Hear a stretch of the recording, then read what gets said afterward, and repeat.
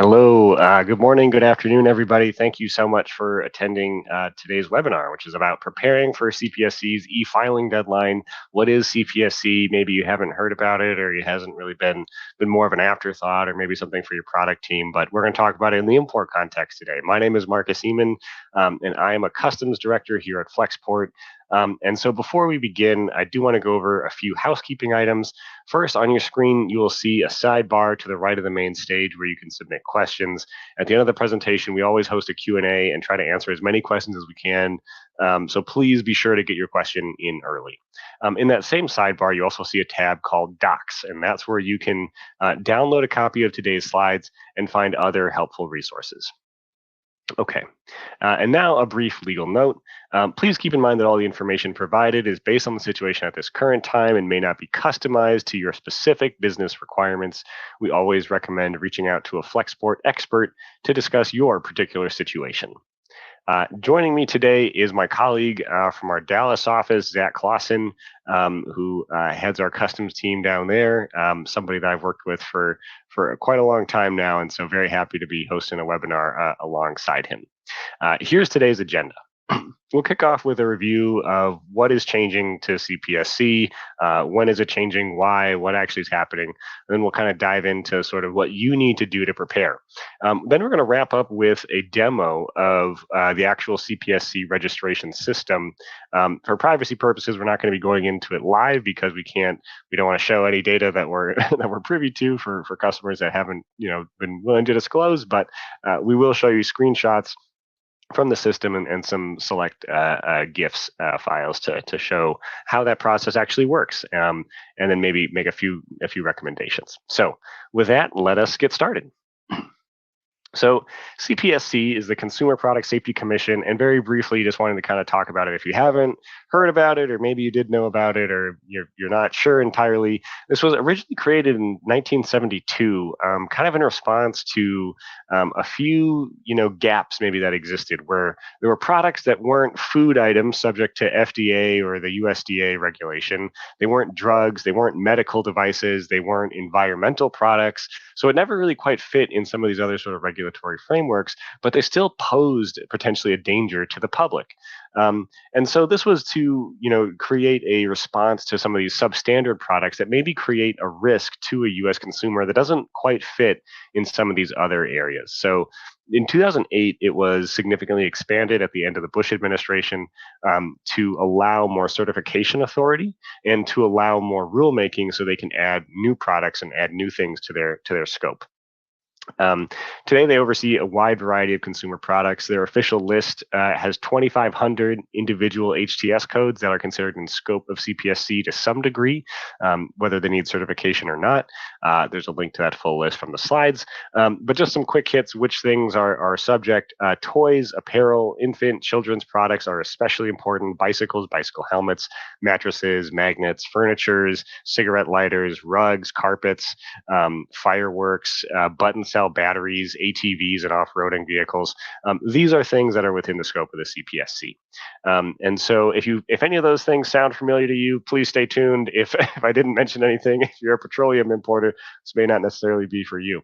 But in any case, we'll talk a little bit more about the certificates here, about which products require this. And this is something that did come out new in 2008. Saying that a product needs to be tested, needs to meet certain performance criteria, needs to be updated regularly, and it needs to be more or less at the product level, meaning it has to be at the level where, like the individual SKU, rather than just sort of say, oh, I import baby garments. It has to be more specific. Here's the onesie, here's the top, here's the pants, right? Here are the different models that I bring in. So each one of those need their own certificates. Okay, with that, we'll go to the next slide. And we'll talk about what is changing. Well, there are 4 key takeaways. If there's nothing really else to know, here is your summary TLDR version. The first is that this is a change really to how the data is submitted. There's not actually a change happening to the underlying regulations. But you'd be forgiven if you maybe weren't aware of this. If you're like, wait a minute, I import all these products and I've never really had to deal with this before. Why have I never encountered CPSC? And yet now I'm nervous that my products are affected. Well, to be honest, I don't think the enforcement from CPSC in the import space has been very strong. And I think in discussions with them at various trade related events, they'd tell you the same. They would do sampling of tires on toy cars and find lead in 40% of some of these lead cars or in these toy cars. And they were bummed that they didn't have enough staff to look at these toy cars in other ports of entry.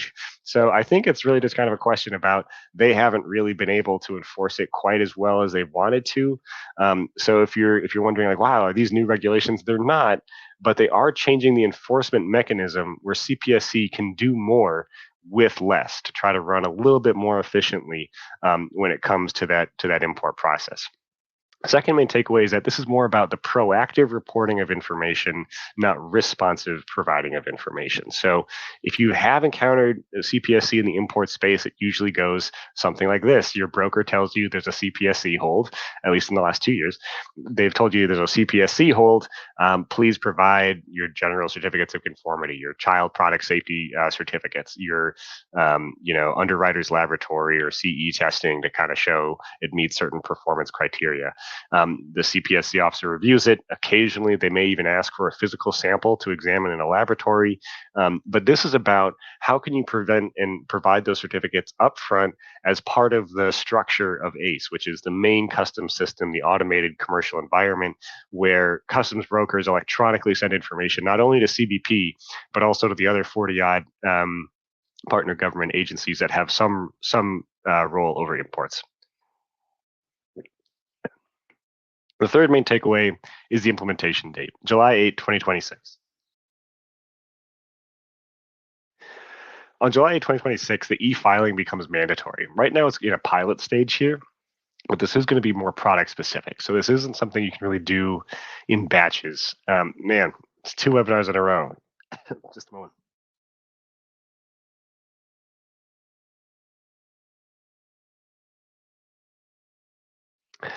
Okay. Those dang kids always going to daycare and bringing home fresh germs for the parents. E-filing becomes mandatory on July 8, 2026, and this is more product specific. On July 8th, this is the current implementation date. And you'd be forgiven if you say, wait a minute, Marcus, I've seen this rodeo before. Are they actually going to keep to that July 8th date? How many times was Fish and Wildlife delayed? How many times was Lacey delayed?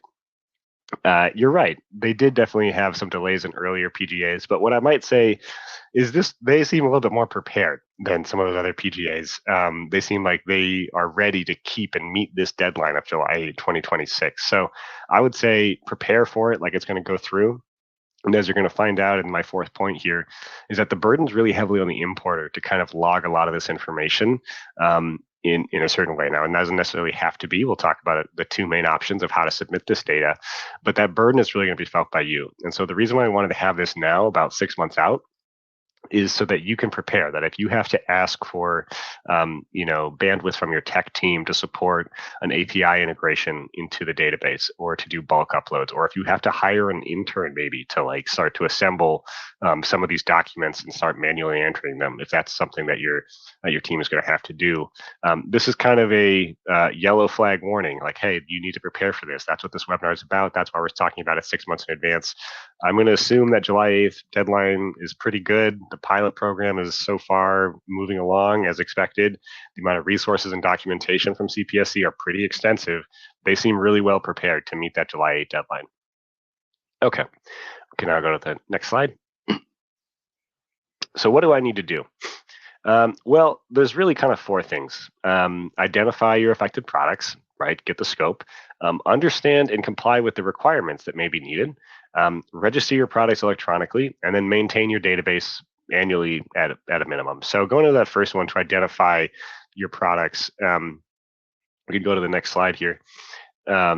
We have, there's a few different ways to do this. And so I linked it in the first slide. I'm looking at here again, is if you already have your HTS codes and you're confident in your HTS codes validity, HTS codes, is we sometimes say around here, like the cornerstone of trade. These are really good. And this is maybe the quickest way to find out what are the requirements based for which products, and being able to do that very quickly with a VLOOKUP. The second one is to maybe search the CPSC database. The database screenshotted in the upper right there is fairly good when it comes to searching certain terms. If you use kind of industry terms, a lot of those things are listed there. They'll clarify, okay, here's what the certificate is needed. Does it need a GCC? Does it not need one? When does it have to be presented? Is it a children's product? There's a lot of potentially different ways there just to try to identify the scope of, is my product even regulated by CPSC at all? There's another one that I think is also pretty good as well at kind of a higher level. Like if you're more of the executive person, you're trying to understand your scope. There are some pretty good business and industry FAQ pages where you kind of select maybe what are some of the things you occasionally import, and what are some requirements. They're fairly extensive, so I think this is also a good resource. Finally, the fallback, if you look at it and you're like, well, there are these 10 products that are kind of, I can't really tell if I need something here or not. You can always reach out to CPSC directly. They have a small business outreach form. The intent, the SBA is very keen on trying to not be too burdensome with the regulations. And so they have a pretty good response time on this form, especially now as importers get set up. So those are probably the 4 ways to do so. HTS is definitely the best, but if you're less confident in it or you just want to see it at a more high level, you can use those other databases. Go to the next slide. Second, right, we want to understand and comply with the requirements. So the main question is, well, what kind of certificate do I need? What kind of testing do I need to have done? And so I gave 2 here. The first one is the regulatory robot. Now, this sounds a little bit like a gimmick, but I'll actually say it is helpful, to be honest. I think it is actually a pretty nice way to sort of navigate the full regulations. You put in some products, you answer yes or no questions. This is from CPSC. They say this isn't a legal advice, but it seems to be pretty good. And so I'd recommend that for like a product by product basis.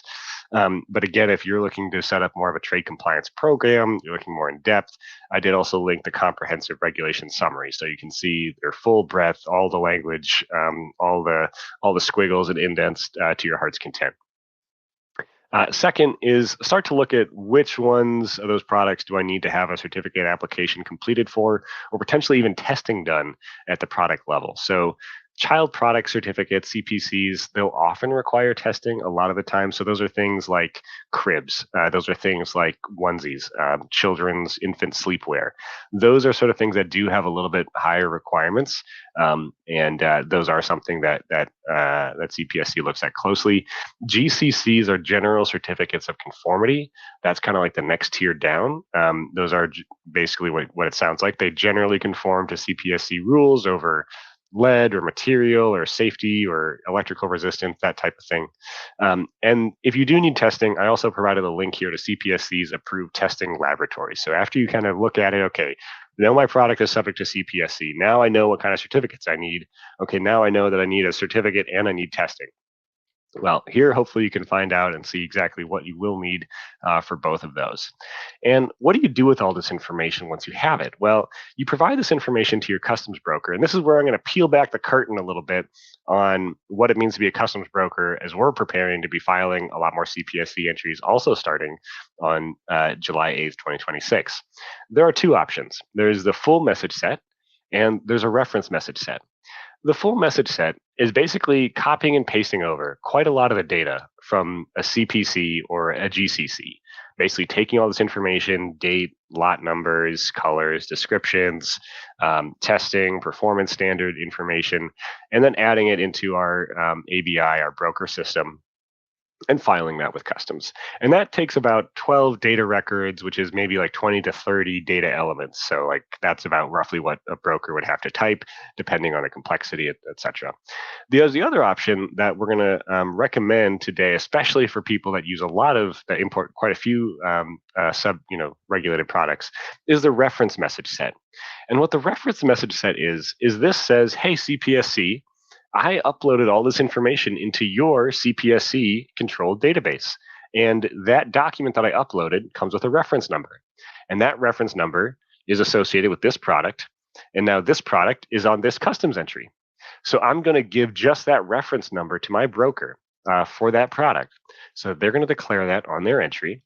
And it will go a lot faster. The idea there is that there's only 4 data records and only 4 data elements on the reference message set. So the question sort of becomes, well, why would I do more work, use the CPSC database what's in it for me? Why can't I just send my certificate to my broker? You certainly can. And your broker will transcribe that information into the entry if preferred, if you only have, and this is probably even better if you're not really heavy, if you only do the occasional CPSC regulated product, maybe this is actually the right move for your business. However, expect it to take longer, and I'd also expect it to incur higher fees. The way a customs brokerage makes money is usually through time. How many entries can we file correctly in a certain amount of time? So if it's going to take longer, there's going to be a higher cost to it. So that's kind of a recommendation, and we're kind of looking at what exactly our pricing model is going to be. But I'm expecting a lot of brokers to keep functioning the same way, where if you provide the reference message set data, and we only have to put in 4 data elements, our brokers can file your entries faster. If you need certificates for every single line on your entry, it's going to take a lot longer, and we're going to have to charge a lot more for that. So that's just a quick note there. And I'd also say that there's also potentially like a possibility of more transpositional errors.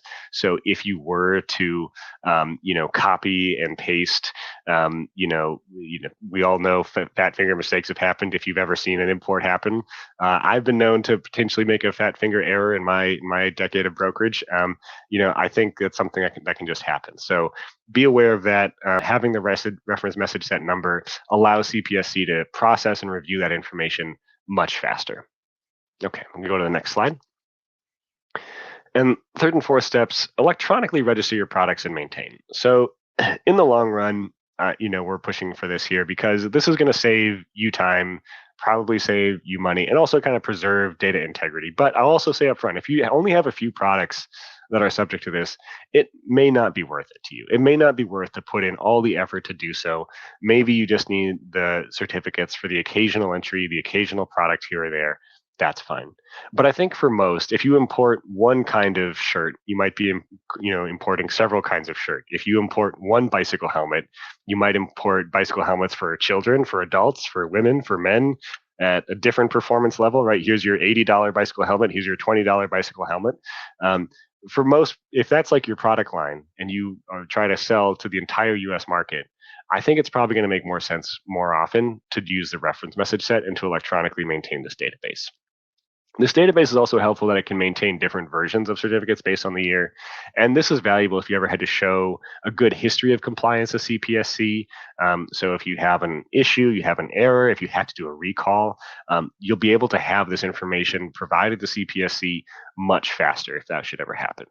The last thing to do is also just maintain the latest product requirements. CPSC does federal rulemaking like most federal agencies, and they will occasionally add new products into the scope. So over time, like I said, they started with garage openers, garage doors, and refrigerators, but they've added cribs, they've added bicycle helmets, they've added bicycles, they've added ATVs, they've added fireworks, they've added all sorts of different products along the way, and occasionally they will add more. So having this good electronic record is good, but it's no substitute for maintaining and observing kind of what's happening in a regulatory environment or relying on your broker to provide that for you. Okay, and we can go into the next one here where Zach is going to talk a little bit about this, about how to register our products. And if you wanted to use this electronic method, how would you go about doing that? How hard is it? What's the time commitment? So Zach, want to take over here? I do. Thank you. As Marcus mentioned at the beginning, I'm Zach Claussen. I'm a customs manager, and I manage the Dallas book of business here at Flexport. Marcus got to talk about the high-level fun stuff. I'm going to get a little granular here with the data that I present and slides and things like that. So let's go to the next slide, please. All right, so Marcus also mentioned this. CPSC has done a really great job with the information that they are letting be accessible to the public. One of the better sites that I've seen for PGA regulations. I want you to see this information here on this webinar as very high level. It gets extremely detailed as you get into the CPSC docs. They have a great database online that you can navigate through from this initial product registry to sending your data to the broker. All of that's kind of outlined by CPSC. So highly recommend you go look at that after this. But the easiest part of this is probably going to be your CPSC product registry sign up. So they piloted this out for around 2,000 importers. I sent CPSC an email yesterday, and they said there's plenty of room for others. So if you're kind of behind the 8 ball here, there's enough time for you to get your account established and then start getting your products uploaded. You're going to need 3 main pieces of information when you enroll. So you'll need your email, your company name, and importer record number. After you input those pieces of information, you're going to need to add a certifier ID. And I know it's fun to have a wonky email or something like CPSC is fun, 1, 2, 3, 4, but I highly recommend that you use your company name or something that you can pass along to others that is, professional in that sense of a manner. One thing to note about registering for an email is that CPSC is advising against multiple accounts for the same certifying entity. So keep that in mind.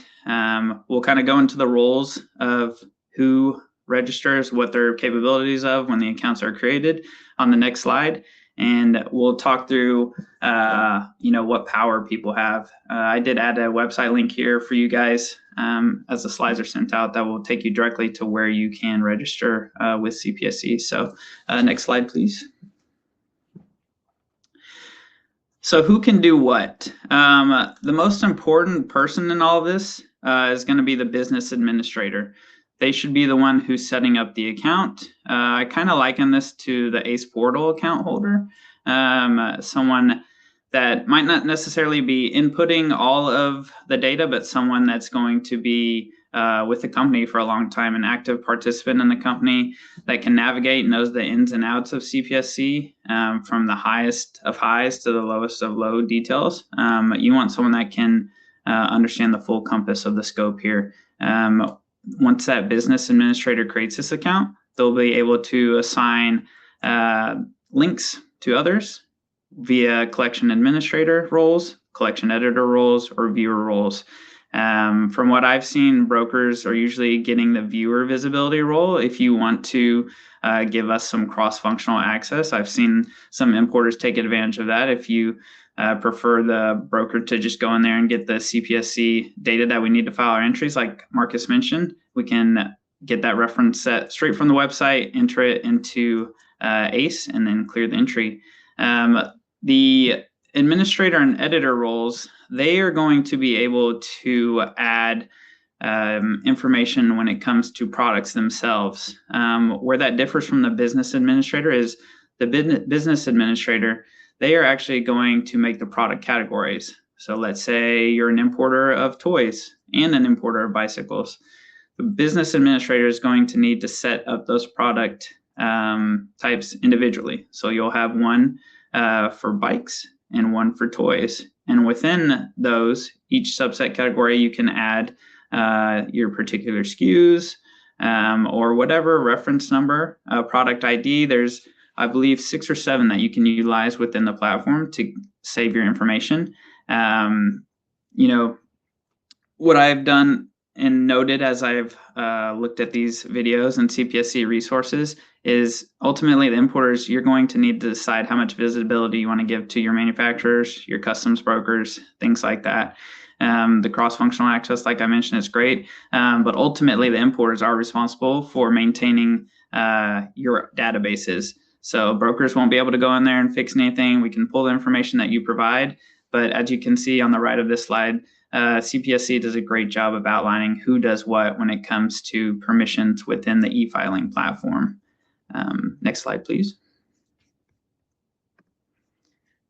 When it comes to the actual product uploads themselves, there's 2 manners in which you can do this. I'll start with the first, the bulk upload. This is going to be for importers who have a huge inventory that they import of CPSC regulated items. This is going to be the least time consuming for you. It is a lot of legwork at the beginning, the front end here. There's about 40 fields you need to input for each item.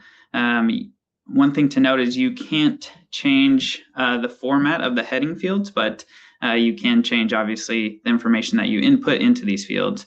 What will happen is you can use the CSV that CPSC has provided for us. That will allow you to enter the information. Once everything's plugged in there, you can do a one-time upload into the platform. And what that'll do is it'll create each product ID, all the information that you need to produce the certificate that the brokers can utilize on their entry.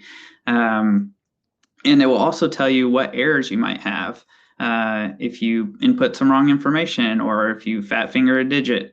It will tell you, hey, we can't accept this, need to go back and review the issues that we might see on the upload itself. So there is a fail-safe there if you fat finger something, or if maybe you put a wrong SKU number and things like that, you do have the ability to change. And if you don't mind going to the next slide, please. This is what it's going to look like when you actually get into the product registry. So we mentioned the collections that you can create as the business administrator. That's going to be in the first picture there. So test collection and test collection 2, we'll imagine those are bikes and toys. So for the first test collection of bikes, you would go into actions, and then it would allow you to essentially, if you wanted to do a singular upload, you would go into the actions and do a singular upload. Or if you look at number 2 here, there's an import button that you can click. So ideally, you have your CSV filled out completely. It's saved on your desktop. You're able to input this here. It'll check all the information that you've input. It'll lead you to step 3. If everything's good, you upload it there. Step 4 will let you know if there are any issues that the information you provided has. And so that will be an opportunity for you to kind of go back in, fix.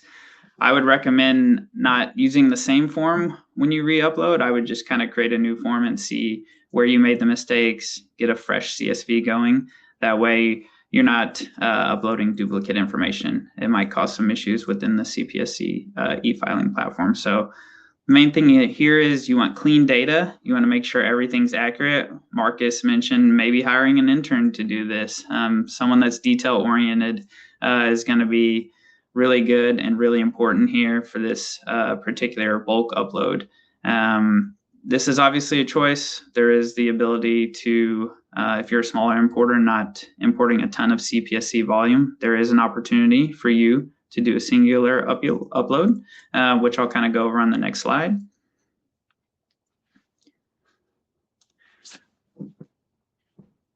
All right. Sorry, one more thing about the bulk uploads. This is what it looks like when you'll have a successful bulk upload. One thing that CPSC has mentioned on their website is that there's a 48-hour grace period if you need to edit any information. Let's say you realize that a product ID or maybe a SKU that you input was wrong. CPSC does allow you to fix that within 48 hours. They did also note, however, if you upload this information and a broker uses it to file, you're going to have to do an entirely new kind of product upload for that particular product ID, SKU, however you like to decipher your items. So keep that in mind. That 48-hour window is going to be crucial if you need to make any updates. Ideally, right now you're getting everything in place before the deadline starts. So that way, you're firm with what you've input into the system. It's accurate. It won't raise any eyebrows with CPSC when we go to file. Here at Flexport, we actually have filed a few of the CPSC filings recently for one of our clients, and based on how well they did with their product details and their certificates that they got produced, we had no problem. The CPSC may proceed was released within 48 hours, which is kind of the standard timeline upon submission. So super important if you're doing the bulk upload to make sure all of the information is accurate so that your broker, if you so choose, can go in and navigate in the e-filing platform for you. Or if you choose to send it to them via email or Excel sheet, whatever your preferred method is, that they just have it on file. We don't want any delays, obviously, here on the brokerage side when we're filing the day-to-day entries. So please keep that in mind. In the next slide, we'll go into the single uploads here. So this one, more time consuming, but easier if you are a smaller importer is kind of the TLDR here. So I produced this GIF here, which is actually a look of the platform. There's a ton of fields you have to input manually. I counted around, I want to say maybe 20-ish. which will take some time. Imagine if you have 10 items, that's 200 fields you're having to input, make sure they're accurate, things like that.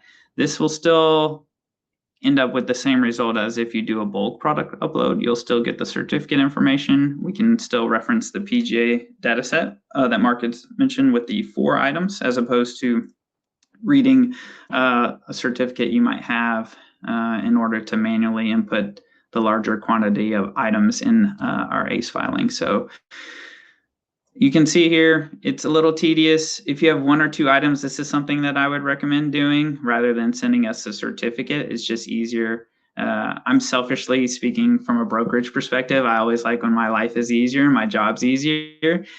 So I think if you're willing to do this, it would be helpful for the brokerage community. The good part about the singular and manual uploads is as you're working through this, if you realize you're missing some information from one of the products you're trying to register, you can always save it as incomplete and come back later and complete that. So you won't have any loss of the item itself. It'll just kind of show in a pending stage, and you can go back in whenever you so choose to complete it to get that certificate that we'll need for filing. So again, best for smaller importers. I highly recommend this, but if you're the larger scale importer, bulk upload is probably going to be the way to go, and it'll be much easier for you as you kind of navigate the CPSC waters here.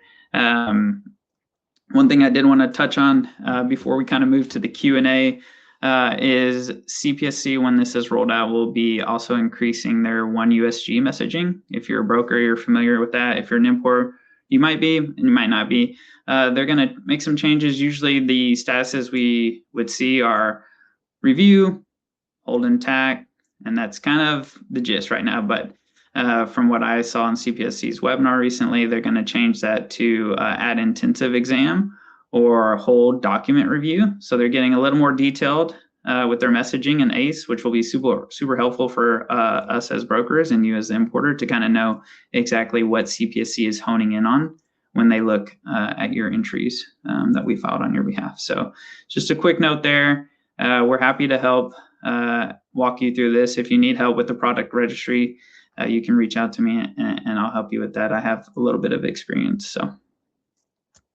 thanks.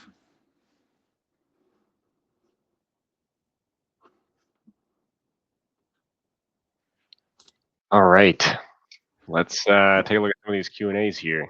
I saw one come in that a little earlier that said, how does this impact items that use HTS code 9801001098, which is, I think that's one of the US goods return codes. In general, PGA requirements are the same depending on whether or not they've been re-imported before. So you still have to show that it still satisfies those same requirements.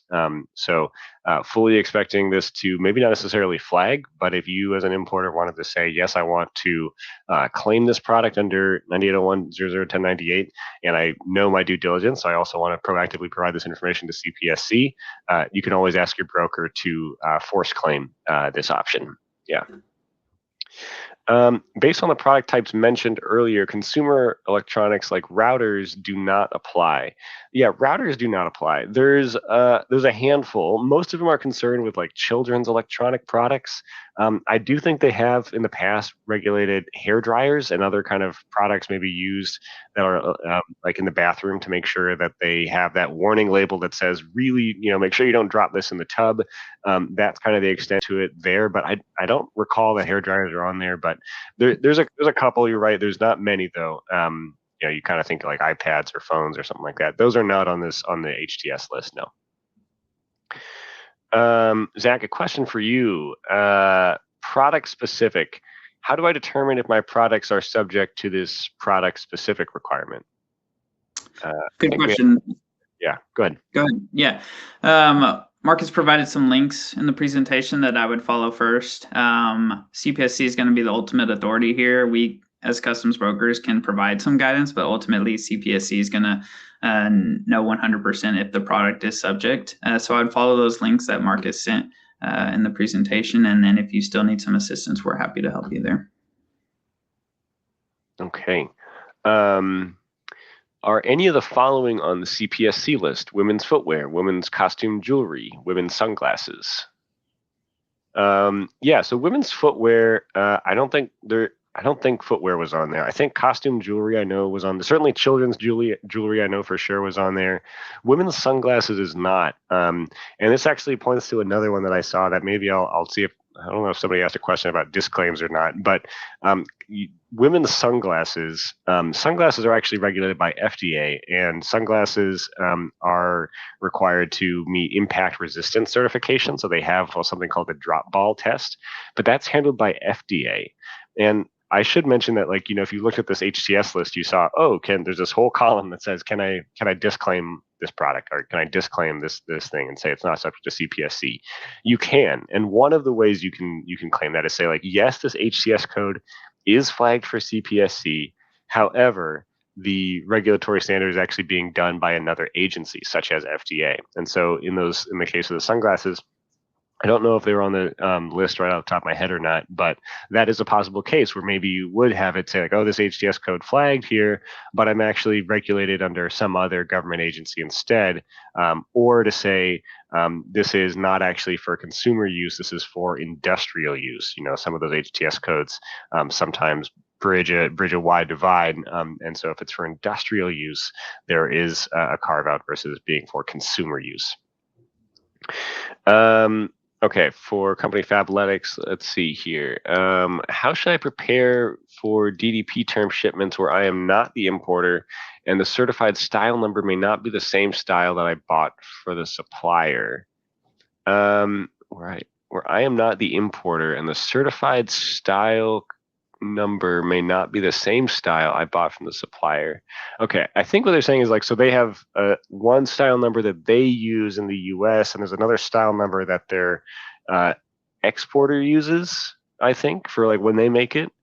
But in a DDP shipment, yeah, I guess the bigger question here, I guess, is, so if you're not actually the importer of record, if this is being shipped DDP, your foreign company is DDP. CPSC kind of went back and forth on this over the years, but as I understand it, in 2024, they settled on their definition of what is an importer to be the importer of record as defined from the Tariff Act. So that would be whoever is filing the customs declaration would then take on the responsibility and liability for CPSC. I think that was in 2024 versus the rulemaking. I'm not completely certain that's where it landed, but I know that's where it was definitely pointed to. There's like quite a few comments leading up to that in 2023 that were saying, how are we going to define import of record? Is it a consignee? Does the ultimate consumer have it, especially kind of in a de minimis environment? There were some questions there, but yeah, I guess the question is, it would be that whoever the importer of record is also considered the importer for CPSC. Let's see. Is adding products to CPSC product registry mandatory to e-file, or can e-filing be done via customs broker / Flexport? Yeah, so I should say this. So the brokers are going to have to submit this data electronically to CPSC no matter what, assuming no change in date. We're going to have to submit this data. And so our way of e-filing would be, you send us a certificate. We take the time to transcribe that certificate into the filing per product per line, and then we would send that to CPSC as part of the entry filing. So mandatory to e-file, yes, for brokers. Like, we will be having to submit this data electronically. We'll have to in some form.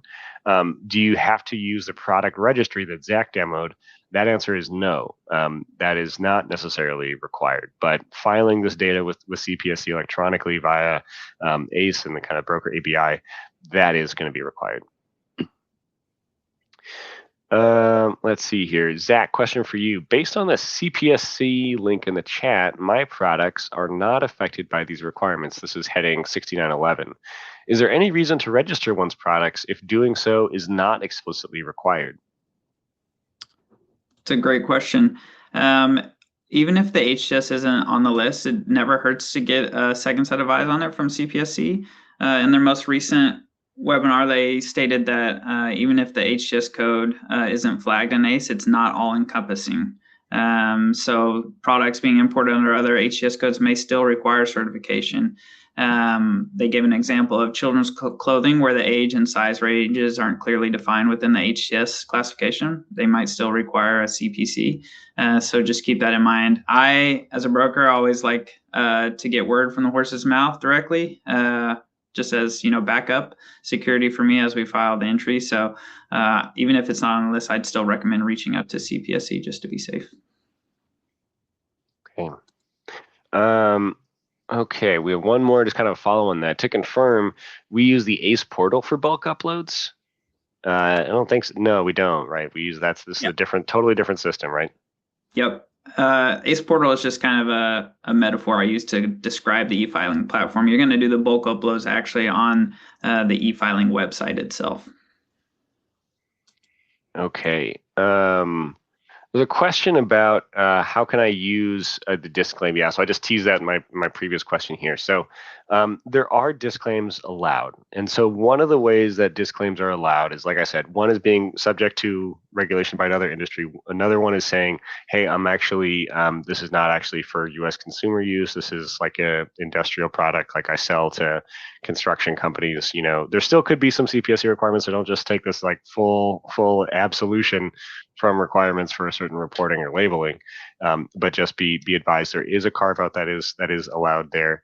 The other possible disclaim that you can use for a disclaim, I think it's under disclaim A, is to say that yes, this is on the HTS list, but at the time there is no certification requirement.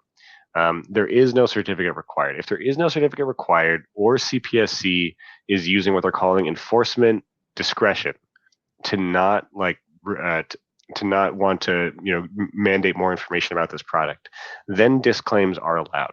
So if you see the product on the list and you want to provide it, you can. But if you see when it has like the CPSC, or I'm sorry, the CPC or GCC required, then you will have to do so. Then you would not be able to disclaim.